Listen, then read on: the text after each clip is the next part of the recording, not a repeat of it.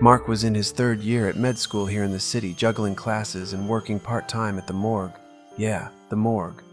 Dude did everything from mopping floors to playing night watchman. He was aiming to be some big-shot forensic pathologist or whatever. Weird gig, right? But that was Mark for you. Always cracking jokes, super chill, and sociable as hell despite being elbow-deep in dead bodies half the time. One day, Mark hit me up and was like, "Yo, come through to the morgue. I'll show you around." Seemed kinda out of left field, but I'd never been to a morgue before, so I figured, why the hell not? Plus, I just dropped a fat stack on a sick new gaming rig, so I thought it'd be the perfect excuse to bring some beers and kick it with my boy. I mean, what could go wrong, right? I arrived at the bus stop Mark had mentioned, thankful that buses in New York run 24/7. After grabbing some beer from the store, I made my way to the morgue. The building was run down, part of an old hospital complex on the edge of the city. It shared space with a couple of shady-looking clinics and a few law offices. The place was grim, to say the least. 2 stories of peeling paint set against a backdrop of abandoned garages and empty lots. Mark was already outside smoking a cigarette. He waved when he saw me. "Hey, Jake, the coast is clear. The staff's all gone. It's just us until 6 in the morning. He grinned, eyeing the beer I brought. Oh, hell yeah, man. This is gonna be fucking lit. We slipped in through the side entrance, headed down some sketchy steps, and straight into the morgue. As soon as we got in, this heavy-ass barred door slammed shut behind us, and Mark locked it up. I must have looked confused because he shot me this smirk. "Chill, bro," he said, nodding at the padlock. "I left the key in there so the dude from the next shift can let himself in. Dude doesn't even have his own key." He chuckled.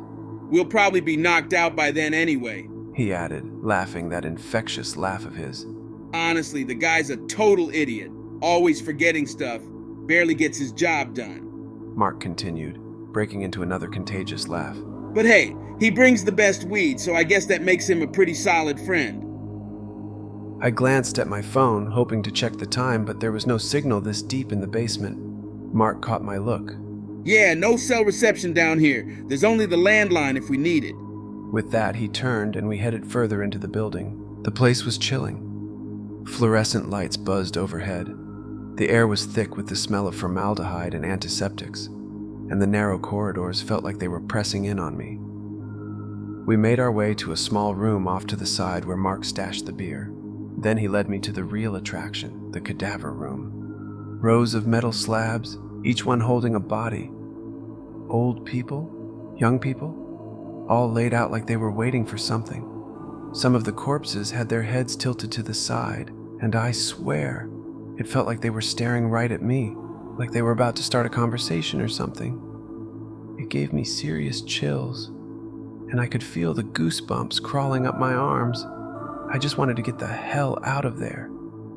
Surgical instruments and anatomical posters lined the walls. Mark, totally chill in this creepy environment, showed me around with the air of someone showing off their trophies.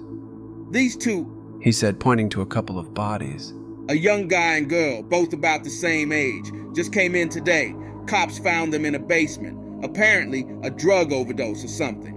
But the scene was nuts. Blood everywhere, satanic symbols, even a decapitated pig," he added with a smirk. "According to the cops, a bunch of high school kids, screwing around in abandoned buildings, stumbled across the bodies. No one's sure if these two were some wannabe Satanists or if they just got high and ended up killing each other." I shuddered, but Mark was completely unfazed.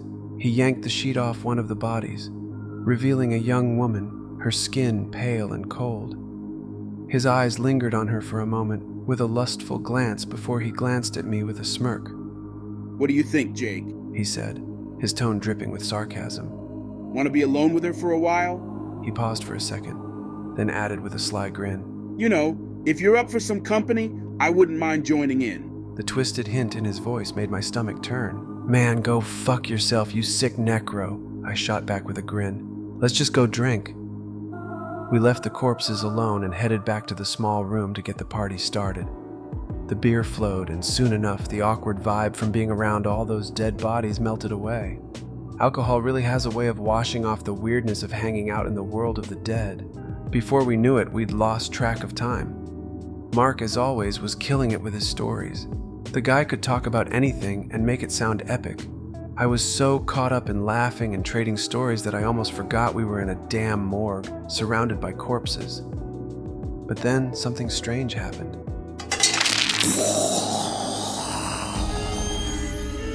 At first I didn't quite register what was going on, but then I heard it.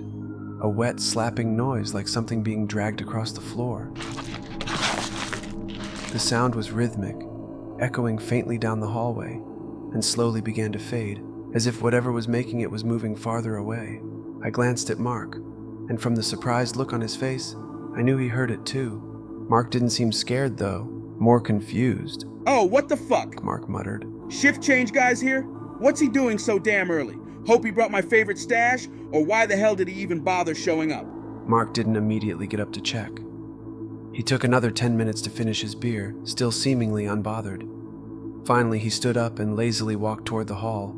Steve, you there? He shouted into the darkness of the corridor. Yo, Steve, what the hell? Why so early? His voice bounced back, the empty corridor answering with a haunting echo. Mark chuckled, leaning casually against the doorway. Steve, stop jerking off to the young girls there, man. He joked, his laughter filling the eerie silence. But there was no response, only the unsettling quiet. Curious and a little uneasy, I decided to get up and check out what the hell was going on. When I got there, I saw Mark just standing there, staring at the slightly open door to the cadaver room. I swear we'd locked that thing earlier, Mark shouted down the hallway.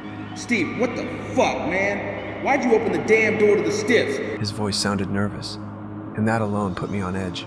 Mark wasn't the type to get rattled easily. He pushed the door open and we both froze. One of the bodies was missing. The young woman's corpse was gone, and the air felt way colder than before.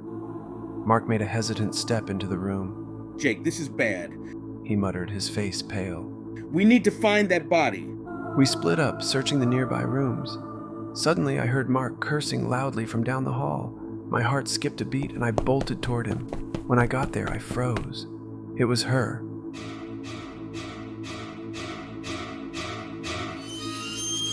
The sexy Satanist junkie. Well, she had been sexy when she was alive, as Mark and I had jokingly agreed while knocking back beers earlier. Now, she was anything but.